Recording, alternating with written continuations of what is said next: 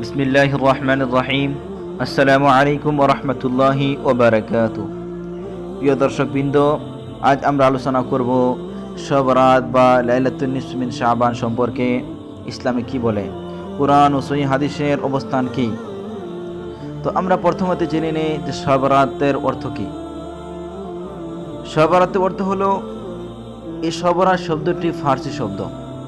শব মানে রাত, বরাত মানে মুক্তি, অর্থাৎ মুক্তির রাত, নাজাতের রাত।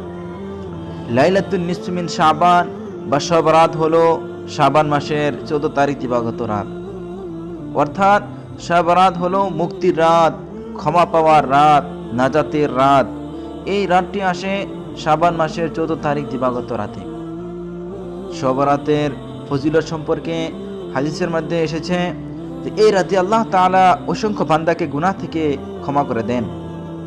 আরও হাদিসের মধ্যে আসেন যে আল্লাহ তাআলা আকাশে নেমে এসে বলেন, কে আছো ক্ষমা চাইবে, আমি ক্ষমা করে দিব।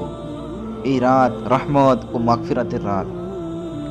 তো আমরা শব রাতের মধ্যে কি কি করা উচিত, যে বলা যাচ্ছে এই রাতে বেশি বেশি ইবাদত করা উত্তম। যেমনভাবে নফল নামাজ আদায় করা, 2 রাকাত করে 4 রাকাত, বা যত পারো মনোযোগ ও খুশুর সাথে নামাজ আদায় করা। কুরআন তেলাওয়াত করা, অল্প হলেও মন দিয়ে পড়া। বলা যাচ্ছে জিকিরের মধ্যে আফজল জিকির হলো কুরআন তেলাওয়াত। আমরা বেশি তেলাওয়াত করতে না পারি, আমরা মনোযোগ সহকারে যদি অল্প তেলাওয়াত করি এটাই যথেষ্ট।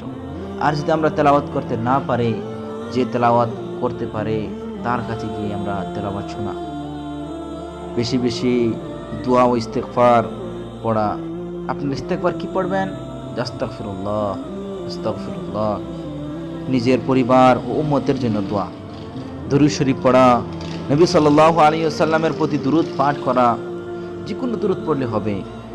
আল্লাহর কাছে তওবা করা, অতীতের মধ্যে গুনাহের জন্য অনুতপ্ত হওয়া, ভবিষ্যতে গুনাহ না করা নিয়ত করা। কি কি করা থেকে বিরত থাকা উচিত? আমরা সব রাতের মধ্যে গান বাজনা, অশ্লীলতা বা অহেতুক কাজ কর্ম বা কথাবার্তা থেকে বিরত থাকা উত্তম। মানুষকে কষ্ট দেওয়া, এসব কাজ এই পবিত্র রাতের মর্যাদা নষ্ট করে। দিনের মধ্যে আমরা কি আমল করতে পারি? যে শব রাতে পরের দিন অর্থাৎ 15শে শাবান রোজা রাখা মুস্তাহাব। শেষ কথা হলো, শব রাত হলো ক্ষমা পাওয়ার সুযোগ, নতুনভাবে শুরু করার রাত। আসুন এই রাতে আল্লাহর দিকে ফিরে যাই, নিজেকে সংশোধন করি আর জান্নাতের পথ সহজ করি। ওয়া আখিরু দাওয়ানা আলহামদুলিল্লাহি রাব্বিল আলামিন। ভিডিওটি ভালো লাগলে শেয়ার করে দিবেন।